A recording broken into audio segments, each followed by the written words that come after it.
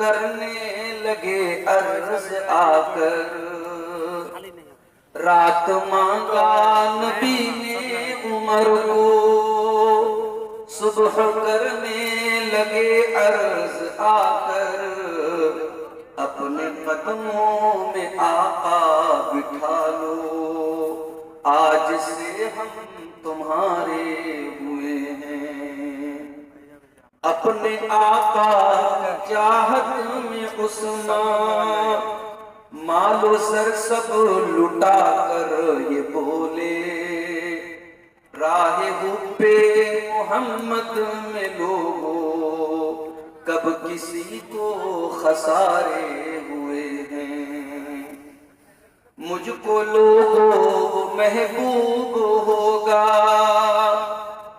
मुझको लोगों महबूब होगा, कल को मरहब को जो मात देगा, कल जो देखा तो तलवार हैदर उसके सर में उतारे हुए हैं। प्यारे आका की आंखों के तारे, आपके दोनों प्यारे नवासे, गुलशन दीन को खून देकर वो जहां में निखारे हुए हैं। गुलशन दीन को खून देकर वो जहां में निखारे हुए हैं। चाहते हो अगर नेक नामी, चाहते हो अगर नेक नामी, तो सहाबा की कर लो गुलामी, जिनके रस्ते पे चलकर हमेशा अपने वारे नियारे हुए हैं। हम मुहिब्बे सहाबा जो ठहरे, जानो दिल उन पे वारे हुए हैं। मुहतरम उलमाए किराम, बुजुर्गों और दोस्तों, नौजवान साथियों, माओ और बहनों, प्यारे बच्चों, अंदाजा नहीं था कि जनवरी के आखिर में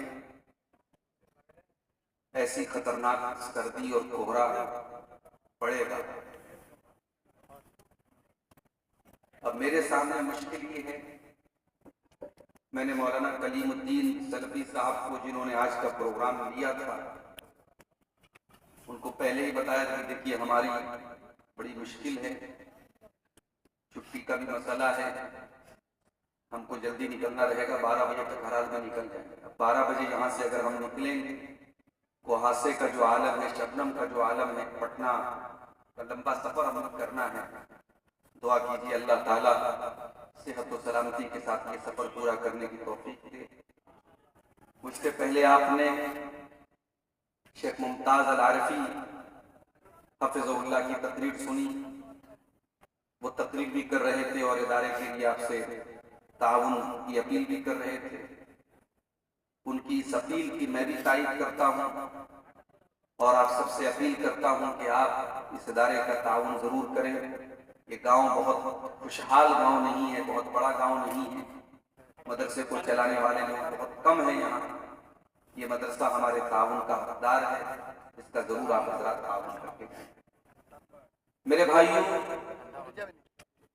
कुरान करीम की जो आयत करीमा मैंने आपके सामने पढ़ी, उस आयत में अल्लाह ताला ने हमें और आपको एक हुक्म दिया है, और वो हुक्म क्या है? वो हुक्म है जल्दी करने का। आइए पहले वो आयत करीमा हम देखते हैं, फिर बात को आगे बढ़ाते हैं। वसारिऊ इला मग़फ़िरतिन मिर रब्बिकुम व जन्नतिन अर्दुहा अस्समावातु वल अर्दु उइद्दत लिल मुत्तक़ीन। ऐ मेरे बंदो, तुम जल्दी करो, तुम आगे बढ़ो। किस चीज के लिए? दुनिया के लिए तो बहुत सारे लोग आगे बढ़ते हैं, कारोबार के लिए तो बहुत सारे लोग आगे बढ़ते हैं, माल और दौलत के लिए बहुत सारे लोग आगे बढ़ते हैं, किसी औरत को, किसी लड़की को हासिल करने के लिए बहुत सारे लोग आगे बढ़ते हैं। फरमाया वसारिऊ इला मग़फ़िरतिन मिन रब्बिकुम, ऐ मेरे बंदो तुम्हें अगर जल्दी करना है, तुम्हें अगर आगे बढ़ना है, तुम्हें कंपटीशन करना है, तुम्हें प्रतिस्पर्धा करना है, तुम्हें आपस में मुकाबला करना है, अपने रब की मग़फ़िरत को पाने के लिए जल्दी करो, अपने रब की मग़फ़िरत को हासिल करने के लिए तुम जल्दी करो। वह जन्नतिन, और अल्लाह ताला की जन्नत को पाने के लिए तुम जल्दी करो। अर्दुहस समावातु वल अर्दु, जिस जन्नत की चौड़ाई आसमान और जमीन के बराबर है। उसकी लंबाई छोड़ दो, उसकी सिर्फ चौड़ाई, अर्दुहस समावातु वल अर्दु, उसकी चौड़ाई आसमान और जमीन के बराबर है। उइद्दत लिल मुत्तकीन, और वो जन्नत मुत्तकियों के लिए तैयार की गई है, वो जन्नत अल्लाह से डरने वालों के लिए तैयार की गई। गौर कीजिए मेरे प्यारे साथी, इस आयत में अल्लाह ताला ने हमें एक नुक्ता बताया है, एक पॉइंट बताया है कि हमारी मेहनत किस चीज के लिए। आज तो हमारी सारी मेहनत इस पानी दुनिया के लिए हो रही है, कैसे यहां जमीन बना लो, जायदाद बना लो, खेत बना लो, अपने बच्चों के लिए कैसे बेहतरीन फ्यूचर बना दो, उनका भविष्य बना दो, अपनी बीवी के लिए कितनी दौलत छोड़ के चला जाऊं, अपने बच्चों के लिए कितनी दौलत छोड़ के चला जाऊं। आज हमारी सारी तबों का मकसद महज और महज दुनिया है, जबकि कुरान बार बार हमें बताता है वमल हयातुद दुनिया इल्ला मताउल गुरूर, ये दुनिया तो धोखे का सामान है, ये दुनिया तो धोखे की चीज है, ये दुनिया तुम्हारे साथ धोखा करेगी, दुनिया धोखेबाज है मेरे प्यारे। अगर आपको ये लगता है कि दुनिया की दौलत बड़ी कीमती चीज है, ये दौलत भी हमेशा माफ कीजिएगा आपके काम नहीं आएगी। जिस दिन हमारी सांसों की डोर थम जाएगी, जिस दिन हमारे दिल की धड़कन बंद हो जाएगी, ये सारा का सारा माल दूसरों का हो जाएगा। एक पैसा हमारी कब्र में हमारे साथ नहीं जाएगा, सारा पैसा, सारा माल, सारी दौलत हमारे वारिसों का हो जाएगा। जिस जमीन और जायदाद को बनाने के लिए आज इंसान अपने ही भाई का के साथ बेईमानी करता है, अपने ही पड़ोसी का हक मार देता है, अपने ही रिश्तेदार के साथ जुल्म सितम करता है, ये जमीन, ये जायदाद, ये सारी की सारी चीजें यहीं पर रह जाएंगी और हमें 2 गज जमीन के अंदर हमारे घर वाले ले जाकर के दफना देंगे कब्र के हवाले से। बहुत मोहब्बत करता है आपका बेटा, लेकिन मरने के बाद आपकी लाश आपके घर में रखी होगी, आपका बेटा 24 घंटे से ज्यादा आपकी लाश को अपने घर में रखना गवारा नहीं करेगा। बहुत मोहब्बत करती है आपकी बीवी, लेकिन आपके मरने के बाद, हमारे मरने के बाद मेरे प्यारे साथियों, हमारी बीवियां भी 4 महीना 10 दिन तक हमारे मरने पर गम मनाएंगी, शोक मनाएंगी, उसके बाद उनकी जिंदगी भी नॉर्मल हो जाएगी। न बेटा अपने बाप के साथ कब्र में जाएगा, न बीवी अपने शौहर के साथ कब्र में जाएगी। लोग आएंगे आपकी कब्र में मिट्टी देकर के हाथ झाड़ के चले जाएंगे और गोया के ये पैगाम देंगे, यहाँ तक लहर तक आपकी ताज़ीम कर दी, अब आगे आपके आमाल जाने। गोया मिट्टी दे करके वो ये मैसेज दे देंगे कि ऐ मरने वाले, इसी कब्र से, इसी मिट्टी से तू पैदा हुआ था और आज हम तुझे मिट्टी के हवाले करके जा रहे हैं। इस कब्र के अंदर अब तू जाने और तेरा ईमान जाने, और तू जाने तेरा अकीदा जाने, और तू जाने तेरा अमल जाने, इस कब्र के अंदर हम तेरे कोई काम आने वाले नहीं है। मेरे प्यारे साथियों, कि हमारे दिल में इस बात की चिंता और इस बात की फिक्र नहीं पैदा होती कि हम इस कब्र की जिंदगी के लिए मेहनत करें। ये कब्र वो जगह है मेरे प्यारे साथियों, एक अंसारी सहाबी का जनाजा था, मदीना के अंदर एक अंसारी सहाबी का जनाजा था। हजरत बरा इब्ने आजिब कहते हैं जनाजा तैयार हो रहा था, कब्र तैयार हो रही थी और मैयत को कब्र में उतारा जा रहा था। अल्लाह के प्यारे नबी भी जनाजे में शामिल थे। फजलस अला शफीरिल कब्री, अल्लाह के प्यारे नबी कब्र के किनारे बैठे हुए थे। आपके आसपास आपके सहाबा भी थे और मैयत को कब्र में उतारा जा रहा था। अल्लाह के प्यारे नबी वो सारा मंजर देख रहे थे, आप अपनी आंखों से देख रहे थे। कब्र में मैयत को उतारा जा रहा है। आपने कब्र के बारे में सोचा, आपने कब्र में होने वाले अजाब के बारे में सोचा। आपने अपने सहाबा से फरमाया, लिमिस्ले हाज़ा फ़अइदू या इख़वानी, ऐ मेरे सहाबा, इस कब्र में तुम सबको जाना है, इस कब्र की तैयारी करो, इस कब्र में तुम सबको जाना है। इतना कहते हुए अल्लाह के नबी सारो कतार और रोने लगते हैं। इस कदर रोते हैं कि आपकी दाढ़ी आपकी आंसुओं से भीग जाती है, आपके कुर्ते का दामन आपकी आंसुओं से भीग जाता है। और अल्लाह के नबी रोते हुए अपने सहाबा से कहते हैं, लिमिस्ले हाज़ा फ़अइदू या इख़वानी, ऐ मेरे भाइयों, ऐ मेरे सहाबा, इस कब्र की तैयारी करो, यहाँ तुम सबको जाना है। वो लोगों, हमारे नबी तो कब्र को देख करके रो रहे हैं और हम इतने पत्थर दिल हो चुके हैं कि कब्र में अपने मुर्दे को दफन करने के बावजूद हमें कोई असर नहीं होता। शायर कहता है, आंखों से अपने तूने कितने जनाजे देखे, हाथों से तूने कितने मुर्दे तूने कितने मुर्दों को अपने हाथों से दफनाया है, अपने आंखों से तूने कितने जनाजों को देखा है, फिर भी यह इंसान तुझे मौत याद नहीं आती, अपना अंजाम याद। मरना तो हम सबको है मेरे प्यारे, कोई इंसान ऐसा नहीं है जो ये कह सके मैं हमेशा मरना तो सब, और ये भी नहीं पता कब मरना। कुल्लु नफ्सिन ज़ाइक़तुल मौत, हर नफ्स को मौत का मजा चखना है और कब चखना है ये भी नहीं मालूम। वमा तदरी नफ्सुन बिअय्यि अर्दिन तमूत, कोई नहीं जानता कि वो कहाँ मरेगा, कहाँ मरेगा, कब मरेगा, छोड़ो कहाँ मरेगा नहीं जानता। अभी ट्रेन का एक्सीडेंट हुआ, आपने सुना होगा। ट्रेन के अंदर अफवाह होती है कि आग लग गई और बहुत सारे पैसेंजर ट्रेन से उतर करके रेलवे की पटरी पर खड़े हो जाते हैं और उसी रेलवे लाइन पर दूसरी तरफ से तेज रफ्तार ट्रेन आती है और कई यात्रियों को कुचल के चली जाती है। उन मुसाफिरों ने घर से निकलने के टाइम तो ये नहीं सोचा था कि इस तरीके से उनकी मौत हो जाएगी। उन्होंने तो ये सोचा था अपनी मंजिल पर पहुंचेंगे, अपने घर पहुंचेंगे, अपने रिश्तेदार के यहाँ पहुंचेंगे। वमा तदरी नफ्सुन बिअय्यि अर्दिन तमूत, कोई नहीं जानता कि कहाँ मरेगा, कब मरेगा, कहाँ मरेगा, इस बात की भी गारंटी नहीं। ऐ इंसान तू कितना नादान है, तेरा मरना पक्का है और ये भी नहीं मालूम कि तू कब मरेगा और कहाँ मरेगा, फिर भी तू अपने अंजाम से बेखबर है। इक़्तरब लिन्नासि हिसाबुहुम वहुम फी गफ़लतिन मुरिदून, ओ लोगों तुम्हारे हिसाब का टाइम करीब है, तुम्हारे इम्तिहान का टाइम करीब है, फिर भी तुम गफलत में पड़े हुए। तुमसे बड़ा नादान कौन है, तुमसे बड़ा जाहिल कौन है, इंसान से बड़ा नादान कौन है। हमारे नबी तो कब्र को देख करके रोते हैं।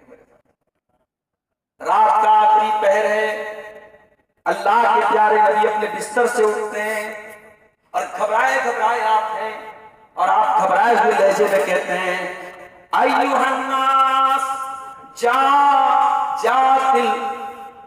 आपने फरमाया कि ऐ मेरी उम्मत के लोगों, जा अतिल कारिया, खड़खड़ा देने वाली चीज आ चुकी है। जा अतिल राजिफा, कपकपा देने वाली चीज आ चुकी है। ततबअुहर रादिफा, यानी इसराफील अलैहिस्सलाम के सूर फूकने का टाइम करीब आ चुका है। पहला सूर फूकेंगे, सारे के सारे इंसान, सारे हैवानात, सारे जानदार मर जाएंगे। ततबअुहर रादिफा, फिर दूसरा सूर फूकेंगे, सारे के सारे जिंदा हो जाएंगे और मैदान महशर की तरफ इकट्ठा किए जाएंगे। जाल मौत बिमा फी, जाल मौत बिमा फी, ऐ मेरी उम्मत के लोगों, मौत आ चुकी है, मौत आने वाली है। मौत अपनी तमाम शक्तियों के साथ हमारे पास आने वाली है। अल्लाह के नबी रात के आखिरी पहर में अपने बिस्तर से उठ करके अपनी उम्मत को मौत से खबरदार कर रहे हैं। मगर उम्मत कहाँ मौत के बारे में सोच रही है? उम्मत तो जिंदगी के बारे में। हमारी रातें, हमारे दिन, हम तो सिर्फ जिंदगी के बारे में सोचते हैं, मौत के बारे में। अल्लाह के नबी के एक सहाबी थे, नाम नोट कर लो, नाम था साद बिन मुआज रजी अल्लाह तआला अन्हु। साद बिन मुआज रजी अल्लाह तआला अन्हु का इंतकाल होता है। हैवी बदन था उनका, भारी भरकम उनकी बॉडी थी। जब उनका जनाजा उठाया जाने लगा, जब साद बिन मुआज का जनाजा उठाया जाने लगा, जनाजा उठाने वालों ने कहा जनाजा बड़ा भारी था, मैयत तो बड़ी भारी थी लेकिन जनाजा बड़ा हल्का लग रहा है। आए अल्लाह के नबी, साद इब्न मुआज का बदन तो बड़ा हैवी था लेकिन इनका जनाजा बड़ा हल्का मालूम हो रहा है, क्या बात है? आपने फरमाया इन्न लहू हमलतन गैरुकुम, ऐ मेरे सहाबा, साद बिन मुआज के जनाजे को फरिश्तों ने उठाया हुआ है, 70,000 फरिश्ते इनके जनाजे में शामिल हैं। ऐ मेरे सहाबा, ये साद बिन मुआज वो सहाबी हैं, इhtazza लहुल अर्श, इनके मरने के बाद अल्लाह का अर्श हिल गया था, अल्लाह के अर्श में हरकत आ गई थी, अल्लाह का अर्श हिलने लगा था। ये साद इब्न मुआज वो सहाबी हैं, इनके इंतकाल के बाद आसमान के दरवाजे खोल दिए गए हैं। ये वो साद इब्न मुआज का इंतकाल हो चुका है, उनकी मैयत को कब्र में उतारा जा रहा है। अल्लाह के प्यारे नबी वही जनाजे में मौजूद हैं, मैयत को कब्र में उतारा जा रहा है। जब मैयत को कब्र में उतार दिया गया, अल्लाह के नबी के चेहरे पर घबराहट के आसार आ गए, आपका चेहरा बदल गया, आप घबराने लगे और आपने 3 मरतबा फरमाया सुभान अल्लाह सुभान अल्लाह सुभान अल्लाह। 3 मरतबा आपने सुभान अल्लाह कहा, 3 मरतबा अल्लाहु अकबर कहा। आपने जब घबरा करके 3 मरतबा तस्बीह पढ़ी, सहाबे किराम ने भी अपने नबी को तस्बीह पढ़ता हुआ देख करके तस्बीह पढ़ी। उसके बाद आपने फरमाया कि ऐ मेरे सहाबा, तज़ायक़ला साहिबुकुम अल क़ब्र, तुम्हारे इस साथी की कब्र इनके ऊपर तंग हो गई थी, इनकी कब्र ने इनको दबोच लिया था, इनकी कब्र ने इनको पकड़ लिया था। और आपने आगे ये भी फरमाया इन्ना लिल क़ब्रि दम्मतन लौ नजा मिनहु लनजा साद इब्न मुआज। ऐ मेरे सहाबा, ऐ मेरी उम्मत के लोगों, ये कब्र हर इंसान को दबोचेगी, ये कब्र हर इंसान को पकड़ेगी। और इस कब्र की पकड़ से अगर कोई बच सकता तो साद बिन मुआज बच जाते, मगर वो भी नहीं बचे, इस कब्र में उनको भी पकड़ा है। उलमा लिखते हैं इस हदीस की शरह कि कब्र का अजाब तो सबको नहीं होगा, मोमिन को कब्र का अजाब नहीं होगा, मगर कब्र सबको दबोचेगी ताकि ये एहसास हो जाए कि अल्लाह तबारक व तआला का मामला आसान नहीं है। कब्र सबको दबोचेगी, सबको पकड़ेगी। अगर साद बिन मुआज जैसे सहाबी को कब्र दबोच रही है, मेरे प्यारे साथियों, हमारा और आपका क्या? आज किसी जंगल में आप चले जाएं, 4 व्हीलर के अंदर आप बैठे हुए हैं, कार के अंदर आप बैठे हुए हैं और चारों तरफ अंधेरा हो जाए, अंधेरा छा जाए और आप 4 व्हीलर के अंदर आराम से बैठे हैं, तब भी आपको डर महसूस होने लगेगा। अगर जंगल में चारों तरफ अंधेरा हो और आपकी गाड़ी की लाइट भी खराब हो जाए तो आपको डर लगने लगेगा। मेरे प्यारे साथियों, मरने के बाद जिस कब्र में हम सबको जाना है, उस कब्र में कोई रोशनी नहीं होगी, कोई लाइट नहीं होगी। वहां अगर लाइट आएगी, हमारे अमल से आएगी, हमारी नमाजों से आएगी, हमारे ईमान से आएगी, हमारी तौहीद से आएगी। अगर हमारे पास ईमान भी सही ना होगा, हमारे पास अमल भी ठीक ना होगा, मेरे प्यारे साथियों, हमारी कब्र में रोशनी हमको कौन ला के देगा? ये बड़ा ही खतरनाक मामला है कब्र का, मेरे प्यारे। इसीलिए हजरत उस्मान गनी रज़ी अल्लाह तआला जब किसी कब्र को देखते थे, ज़ारो कतार रोने लगते थे, आंखों से आंसू जारी हो जाते थे। पूछने वाले ने पूछा तज़कुरुल जन्नत वला तबकी, ऐ उस्मान क्या बात है, जन्नत आप देखते हैं तो नहीं रोते हैं, जहन्नम देखते हैं तो नहीं रोते हैं, जन्नत की बात आती है तो नहीं रोते हैं, जहन्नम की बात आती है तो नहीं रोते हैं। ऐ उस्मान क्या बात है कि आप कब्र को देख करके रोने लगते हैं? उस्मान गनी कहते हैं, ओ लोगों, मैंने अल्लाह के प्यारे नबी को यह फरमाते हुए सुना है, आपने फरमाया इन्नल क़ब्र अव्वलु मंज़िलिन मिन मनाज़िलिल आखिरा, ये कब्र आखिरत की पहली मंजिल है, जिसने इस मंजिल को पार कर लिया उसके लिए आगे की मंजिलें आसान है। तैयारी करना है मेरे प्यारे साथियों, उस कब्र की तैयारी। दुनिया की तैयारी तो हो ही जाएगी, दुनिया में अगर कुछ कमी भी रह गई, दुनिया में अगर अच्छा मकान नहीं बन पाया, दुनिया में बच्चे बहुत ऐशो आराम से नहीं रह पाए, इंशाअल्लाह अगर आपने आखिरत की तैयारी अच्छी की है तो दुनिया की नेमतों से कहीं ज्यादा बेहतर नेमतें हमें आखिरत में। अपने प्यारे नबी की जिंदगी देखो मेरे प्यारे साथियों। हमारे प्यारे नबी ने दुनिया के ऐशो आराम को कभी अपनाने की कोशिश नहीं की। ऐसे भी हालात आए कि पेट पे पत्थर बांधना पड़ा। गज़वे खंदक के मौके पर अल्लाह के नबी के पास एक सहाबी आते हैं, अरे अल्लाह के नबी कई दिन से भूखा हूं, अपना पेट खोल करके दिखा देते हैं। अल्लाह के नबी मैंने पेट पर पत्थर बांधा हुआ अपनी बॉडी को खड़ा करने के लिए।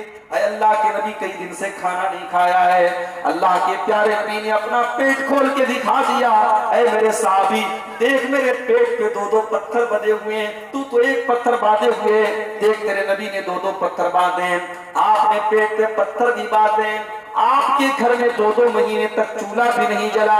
ऐसा भी वक्त आया, अम्मा आयशा फरमाती है 2-2 महीना गुजर जाता था, मोहम्मद रसूलुल्लाह के घर में चूल्हा नहीं जलता था। पूछने वाले ने पूछा कि अम्मा आयशा फिर आप लोगों की गुजर बसर कैसे होती थी? फरमाया कि हम खजूर खा करके और पानी पी करके गुजारा कर लिया करते थे। मोहम्मद अकरम के घर में 2-2 महीने तक चूल्हा नहीं जलता था। मेरे साथ इतनी तंगी की जिंदगी भी आपने गुजारी, लेकिन हाँ ऐशो आराम हासिल करना चाहते तो कर सकते थे, मगर आपने दुनिया से दिल नहीं लगाया। जगह जी लगाने की दुनिया नहीं है, ये इबरत की जा है तमाशा नहीं है। शायर कहता है ये दुनिया दिल लगाने की जगह नहीं है, ये इबरत की जगह है, ये तमाशा नहीं है। ये दुनिया बता रही है, दुनिया की तारीख बता रही है। कारून जैसा दौलतमंद आया और अपने खजाने के साथ जमीन में धसा दिया गया। फिरौन जैसा बादशाह आया, पानी में डुबा दिया गया। अबू जहल जैसा जालिम आया, बच्चों के हाथों कत्ल कर दिया गया। न ताकत काम आई, न दौलत काम आई, न शोहरत काम आई, न हुकूमत काम आई। मेरे प्यारे साथियों, ये दुनिया इबरत की जगह है, ये कोई तमाशा की जगह नहीं है। मेरे नबी ने कभी दुनिया से दिल नहीं लगाया। एक मर्तबा ऐसा हुआ, आप एक चटाई पर लेटा करते थे और चटाई का निशान आपकी पीठ पे पड़ जाता है। अल्लाह के प्यारे नबी की नजर, अल्लाह के नबी के सहाबा की नजर पड़ जाती है, हमारे नबी की पीठ पर चटाई के निशान है। सहाबा कहते हैं अल्लाह के नबी लबी तखजना लकबितान, अल्लाह के नबी आप हमें इजाजत दे दें, हम आपके लिए आरामदेह बिस्तर का इंतजाम कर दें, हम आपके लिए गद्दे का इंतजाम कर दें। अल्लाह के प्यारे नबी फरमाते हैं कि ऐ मेरे सहाबा माली व माली दुनिया, ऐ मेरे सहाबा मैं दुनिया की नेमतों को और दुनिया के ऐशो आराम को लेकर के क्या करूंगा?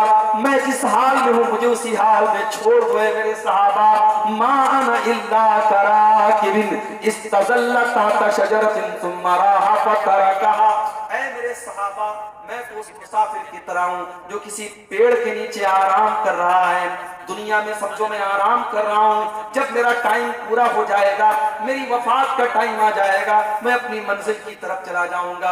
पेड़ के नीचे मुसाफिर आराम करता है, वो उसका ठिकाना नहीं है, वो उसकी मंजिल नहीं है, वो आराम करने के बाद अपनी मंजिल की तरफ चला जाता है। वो लोग दुनिया मेरे लिए वक्ती आराम गाह है, दुनिया मेरे लिए ठिकाना नहीं है।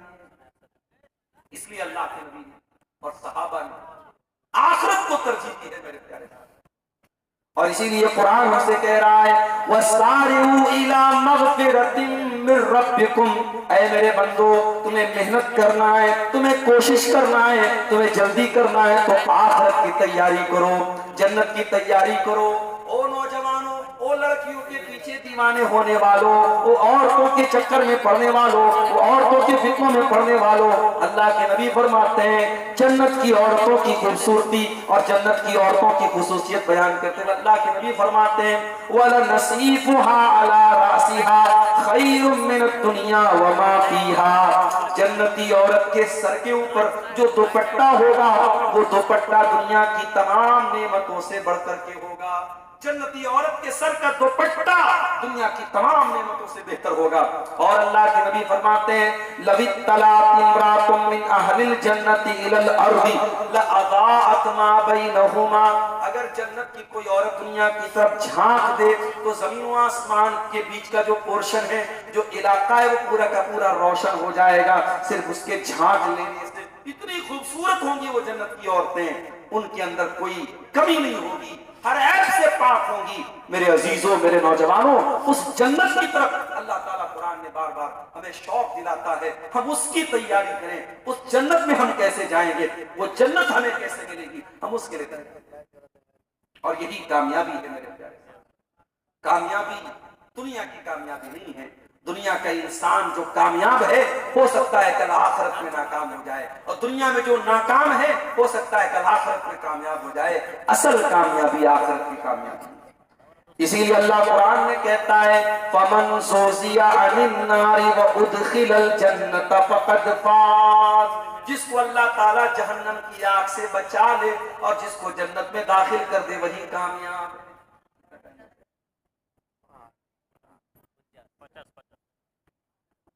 जिसको अल्लाह ताला जहन्नम की आग से बचा ले और जिसको जन्नत में दाखिल कर दे वही कामयाब है। वमल हयातुद दुनिया इल्ला मताउल गुरूर, और जिस दुनिया के चक्कर में तुम आखिरत को भूल के बैठे हो मेरे बंदों, वो दुनिया तो धोखेबाज है, वो तुमको धोखा देती। जरा सहाबे किराम की जिंदगियों का मुताला करो मेरे प्यारे साथी। अबू बकर सिद्दीक का आखिरी टाइम है, इंतकाल का टाइम है। आपकी बेटी अम्मा आयशा रज़ी अल्लाह तआला अन्हा अपने बाप से मिलने के लिए आई है।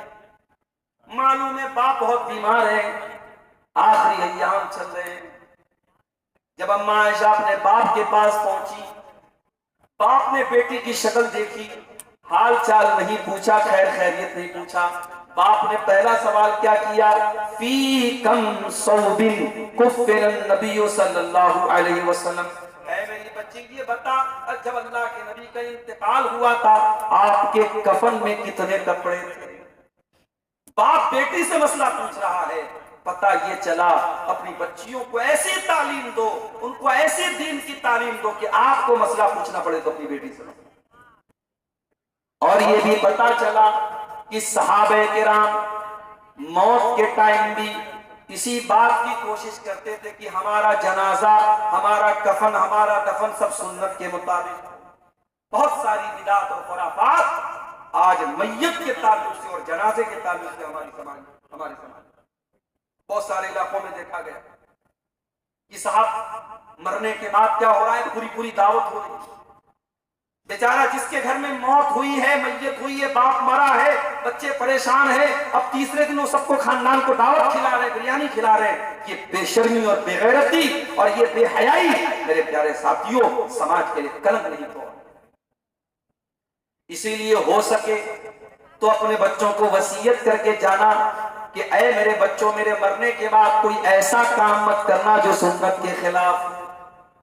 ऐसे इमाम से जनाजा की नमाज पढ़वाना जो सुन्नत के मुताबिक जनाजा पढ़ाए। मेरे कफन में, मेरे दफन में कोई काम सुन्नत के खिलाफ ना होने देना। हो सके तो ये वसीयत करके जाओ मेरे प्यारे साथी। अबू बकर सिद्दीक अपनी बेटी से सवाल कर रहे हैं कि मेरी बच्ची बता नबी के कफन में कितने कपड़े। कहा अब्बा जान अल्लाह के नबी के कफन में 3 सूती चादरें थी, 3 कॉटन की चादरें थी। कहा कि ऐ मेरी बच्ची, मेरा वो कपड़ा रखा हुआ है जो बीमारी के दिन वो पहना करते थे, मैला कुचैला कपड़ा था।